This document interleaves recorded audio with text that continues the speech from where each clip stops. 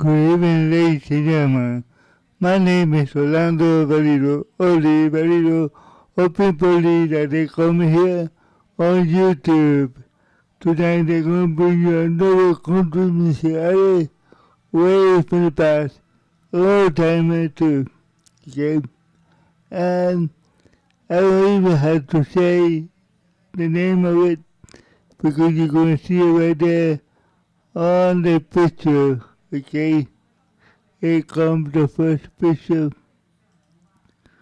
Lefty Frizzell, yeah, country music artist for way in the past. Before I get started with his autobiography, I would like to ask you to subscribe to my channel. Okay, that's what I asked. Here comes the second picture and the third picture of Lefty Frizzell, okay? And I like that guitar that he have right there about me. Wow, I like the color. I like the name on it, everything. For sure. Okay, let's read the autobiography in 1 minute. Okay, here we go with Lefty Frizzell. William Orville, Orville, Lefty Frizzell. March 31, 1928 to July 19, 1975 was an American country music Honky Tonk singer songwriter. Frizzell is known as one of the most influential country music vocal talents of all time. It has been cited as the influence promising country singers like George Jones, Mahago, Roy Orbison, and Willie Nelson. Yeah. He was introduced into the Country Music Hall of Fame in 1982, as well as Songwriter Hall of Fame. In his prime, Frizzell was the first artist to achieve 4 songs in the top 10 country music Billboard charts at one time. Frizzell went to have more success releasing many songs and started a top 10 hot country song charts as an artist, songwriter, after dealing with alcoholism. He was an alcoholic. He died from a stroke at the age of 47 years old. Sad but true. Okay, here we go with early life. William Orville Frizzell was born as the son of an older man, first 8 children in Cocina, Corsicana, in Navajo country in North Texas, United States. During his childhood,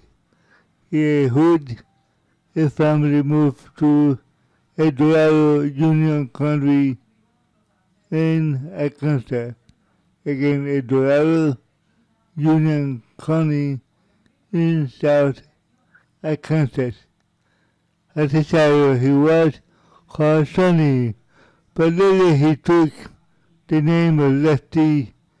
It was believed that he got the name Lefty because he had won a neighborhood fight over that he still was probably fabricated as part of the publicity done and set up his record label. Frizzell's largest influence include the blues Georgia, Jimmy Rogers. He began listening to Rogers' records as a boy. He began singing professionally before his teens, even running a spot on the local radio station KELD and Dorado, Arkansas.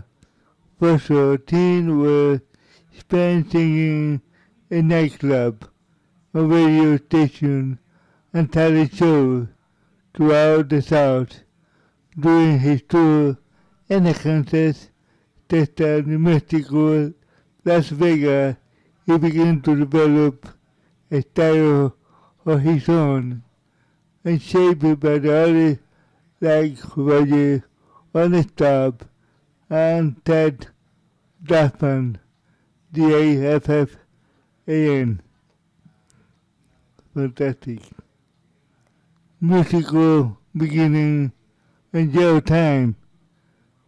Willing living in Greenville, Texas during the World War II, first to perform on the radio station KPLT nearby Paris, Texas.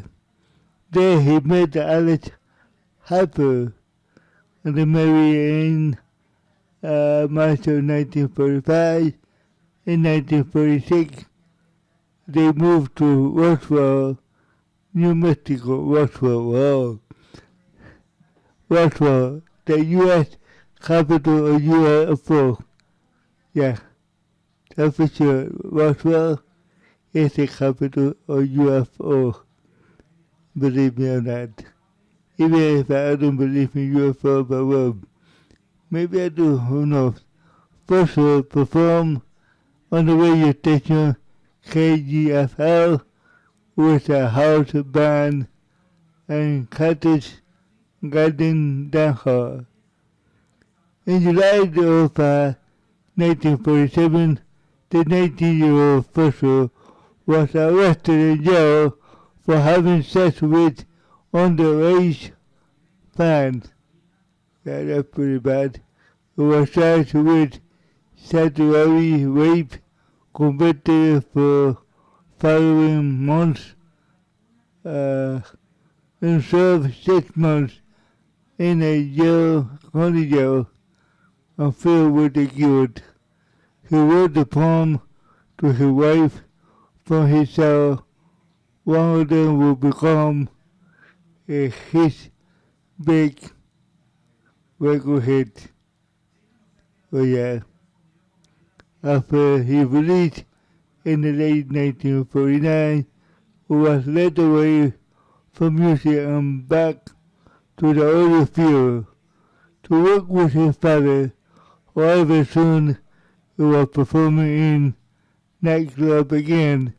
By the 1950s, he had landed a regular job at the Big Spring Texas nightclub, ACE, or club, where he developed a dedicated fan following.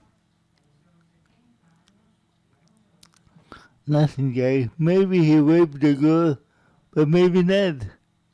Maybe it was a lie, you know. This didn't happen. Okay? Recording career, here we go with that. During the show at the ACE Club, Jim Beck, the owner of Dallas Recording Studio, took notice of Frizzell, and Beck had to deal with several major record producing labels and maintained a connection with many producers at that time. Impressed with the Frizzell performer, he invited him to make a free demo at the studio. In April 1950, he cut several demos of Frizzell singing his own song, including You Got the Money, You Got the Money, and I Got the Time, which Beck took to Nashville, Tennessee, where he pitched into a little Jimmy Dickens, who disliked the song. However, Columbia record producer Don Law heard the cut and liked it.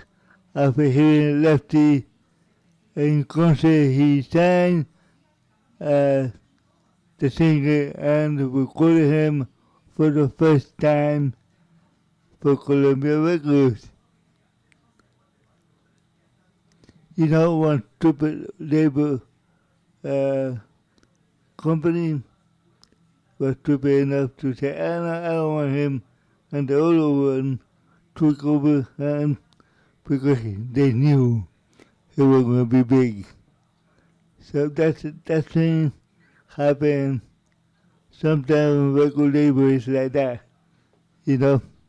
Okay, by 1951, he perfected his vocal style and refined his guitar skill. He began working with a core group of Dallas and bass studio musicians, including pianist Mad Jazz Sweet, Madeesutte.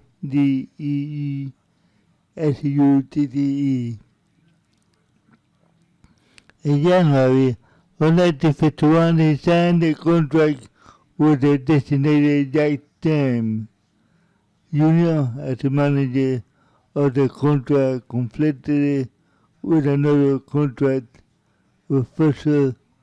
He signed, leading Stan to file a major lawsuit against Frizzell, which was settled out of the court later. Also in early 1951, Frizzell performed in the Western Cherokee led by Blackie Crawford, and soon they become a primary band for both a live and recording session. During this stage, his career was in the studio extensively recording singles. His third single, I Want to Be With You Always, was number one for 11 weeks in 1951. By the mid-1951, Frizzell had become one of the only country singers who could consider to match the popularity of Hank Williams, and even toured with Williams himself. There is enough story that the tour to fill the book. Frizzell once said after he never told those stories, he had 3 more than top 10 hits in 1951. Mom and Dad was WALTSC, Traveling Blue, and the number one hit, Give Me More of Your Kisses. In August of 1951, he was arrested backstage at the Grand Ole Opry in Nashville, Tennessee, and charged with contributing to the delinquency of a minor. On charge, a team from the Anson Arkansas during his tour with Williams, and the charges were dropped, and Frizzell was never persecuted. Of course, everything is, when you're famous, everybody wants to make money out of you. And that's what happened. In any time, in any given time, present or past, I would say that. By 1952, he was popular on stage performer and heavy demand being included at the Grand Ole Opry. Oh wow. And Luciana Hayward multiple times throughout 1950. These hits continued throughout 1952. How long it would take to Stop Loving You? But I tell you, I like it. Don't Stay Away was another one. Till Love Go Cold. Forever and Always. I'm old man. Try life while I can. Try live while I can again mess up there a little bit. Despite his massive success, things began to go downhill for Frizzell. He fired his manager and band and joined the Grand Opry. However, he quit very soon thereafter. Even though he was running a lot of money, he was spending almost all of it. He began to work with a cancer-born singer-songwriter Wayne Randy, R-A-N-E-Y, but the sessions were considered a failure, a complete failure, yeah. Frizzell had an automobile accident in 1952, moved to Los Angeles in early 1953 on the spot on the regular cast member of the Town Hall Party television show on KTTV. His song still started but only entered the top 10 that year. In January 1954, Frizzell had another automobile accident near E.S. Richardson Elementary School in Medon, Western Parish, Louisiana, to which he passed after leaving Louisiana Highway in Shreveport, en route to a concert in Mississippi. His Cadillac struck a nice station wagon back at the home of the owner, Al Hammond Dusser, and the former city judge and later member of the Louisiana House of Representatives. Frizzell apologized, saying that he hoped to visit Medon again under more favorable circumstances, but to rebound and took a taxi cab back to Shreveport, from which he flew to his destination. In early 1954, he reached the top 10 for the last time for 5 years. Well, having too few hits in the middle of 1950, it felt burnt. B-U-R-N-D, I would have had a little energy for his career.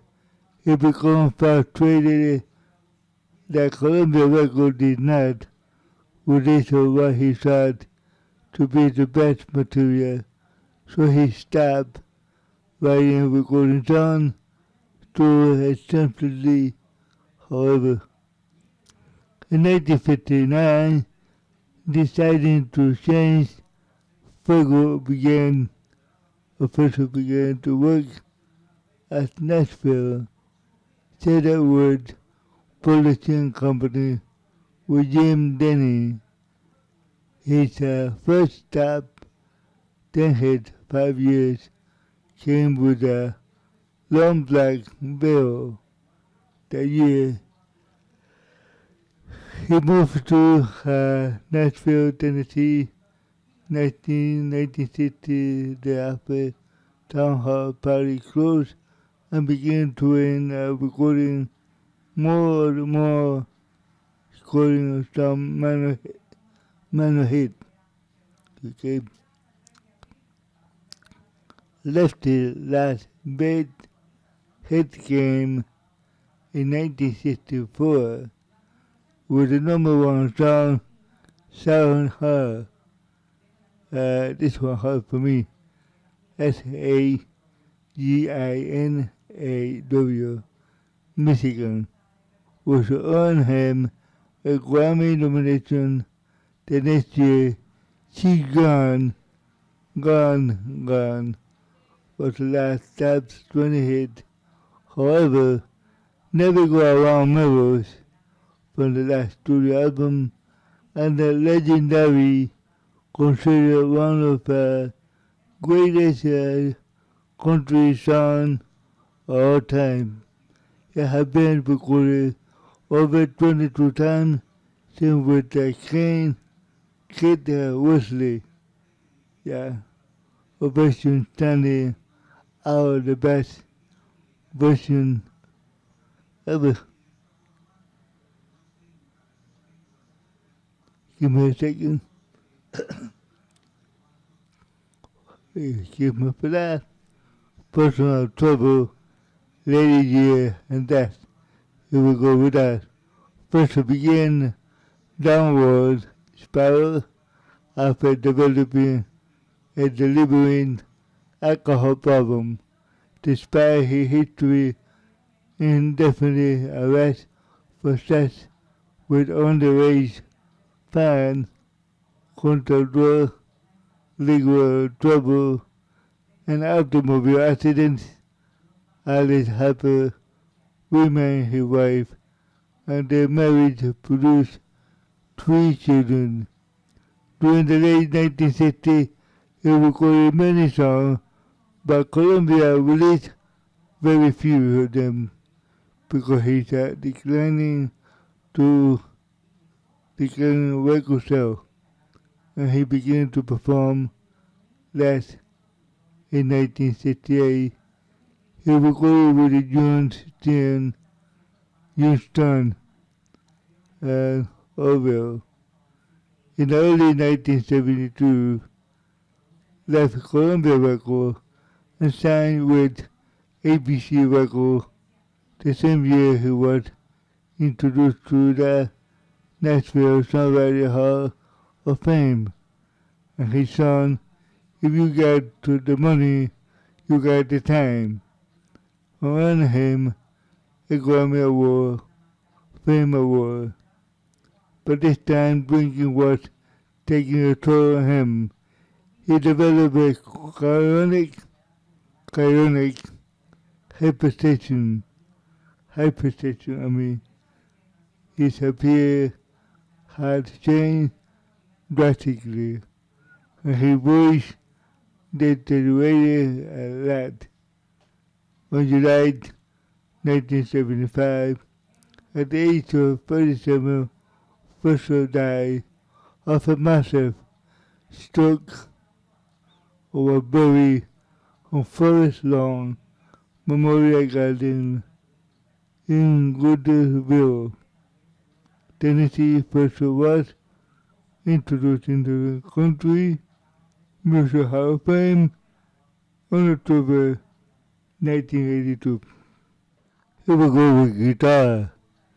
Frizzell's signature guitar was a 1949 Gibson J200 Model S J200, original built by Gibson Guitar Corporation, or was a retrofile in the early 1951 with a custom neck pickguard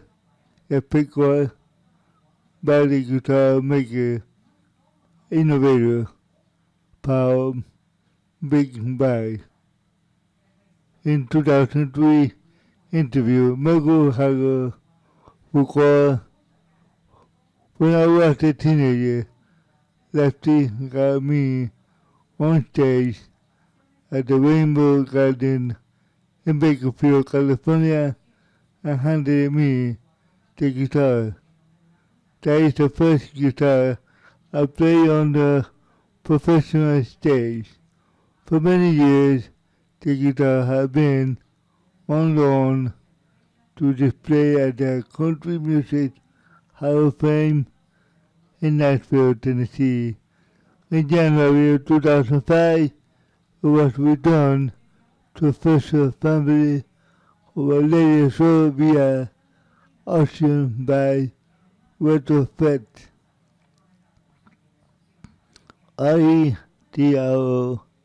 RETROFIET.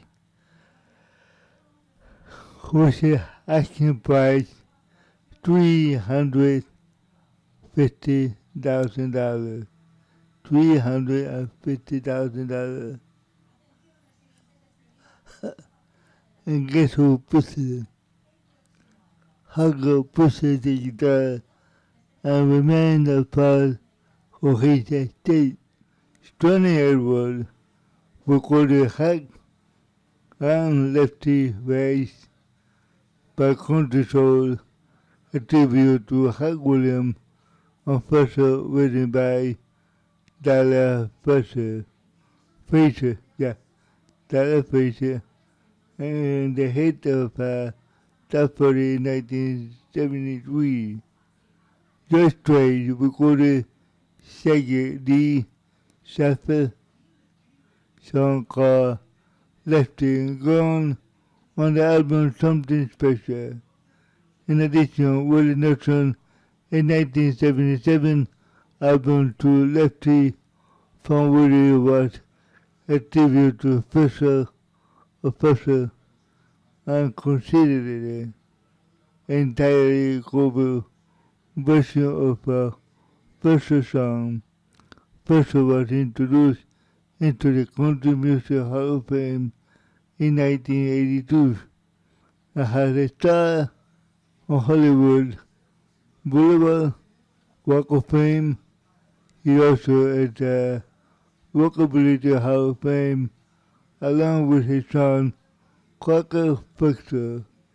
Frizzell ranked at number 31 on CMT 2003 for the greatest man country music in history, I would say. Fellow Lieutenant Roy Orbison was the vote founder of Frizzell, sung in 1988 as a part of a traveling World Boys WILBURYS. He chose the name of Lefty World Boy to honor his musical hero. He was a musical hero for Roy. Main singer and songwriter David Mallet included the Frizzell song Sang Now, SAGINAW, Michigan, into the 2014 album Horse I Rode In On. His younger brother David Frizzell, also country singer. His biggest hits were in 1982, I'm Gonna Hire a Winner, yeah, WINO, to decorate our home. You Are the Reason God Made Oklahoma was the other one. In 1981, a duo with Shelley West, the younger brother Alan Frizzell followed his older brother footsteps in the country field. He was opening performer for Dirty West, who was also married to Shelley West, daughter of the Dirty West. Allen also played with Kid Wesley. He now plays country gospel music. In 2006, J.D. Crowe, CROWE, and the New South released the album Lefty Old Guitar, and the song Lefty Old Guitar was reading about his custom Gibson J2000, or 200 I mean, excuse me for that. Dale, Singing Larry, yeah, referred to Frizzell, his song, and the truth. The album, the same name, released by Giant Records in 1998. In 2019, Frizzell's single Lombard Bill was selected by the U.S. Library of Congress for preservation at the National Recording Registry for being the cultural history significant. Wow, this is big. In 2024, last year, okay, Cody Jenks released the album Cody Jenks Saying Lefty Frizzell, featuring 9 songs by Frizzell. That was nice, Cody. That was nice. Okay, here we go with the graphic. We're almost done with this autobiography. Okay, number 1. If you got the money, you got the time. 1950. Number 2. I love you 1,000 ways. 1950. Number 3. I want to be with you always. 1951.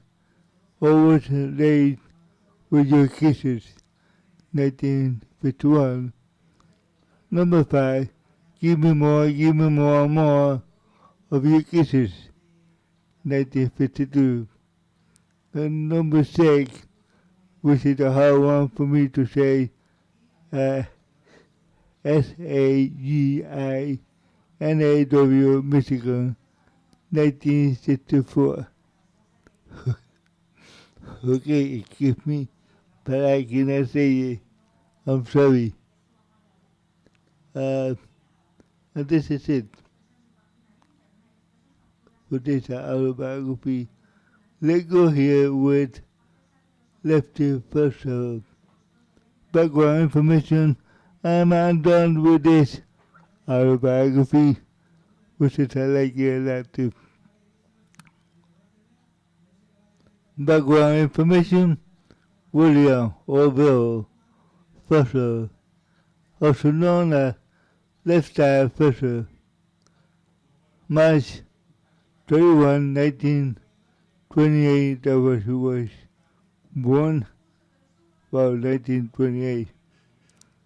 Corsica Testa, Corsicana, Testa, USA. Origin from Dorado, Arkansas, U.S. Died on July 19, 1975, age 47 years old. 1975, I was a little kid still. I was maybe 16 years old, yeah, 16 years old. Believe me or not. January, country, western, honky tonk, folk and blues. Occupation, singer, songwriter, instrument, acoustic guitar, vocal. Year active, 1942, 1975. Label, Columbia, ABC, record label. Okay guys, thank you very much for listening to me. I hope you like this autobiography as I have to. The next one I might do the big one for me, which is for me one of my old favorite country music artists. And I'm not going to say who it is yet, but I'm a big fan of him. He got me to high school, he got me to middle school. This handicapped person was a little bit left alone, didn't have too many friends to go around, but this guy got me to my teen years with his music. Oh yeah, I'm gonna tell you. Let me get prepare everything. I will tell you who he is. What I can tell you is Rocky Mountain High. That's what I can tell you. And him is my favorite one, I would say. That was a little hint for you. Okay, now I would like to ask you to pray for yourself, pray for your family, pray there is no more wars and no more pandemic or corruption or anything like that. Okay, guys, I'll see you next time and I'll be back in 2 or 3 days. God bless you guys. Bye bye.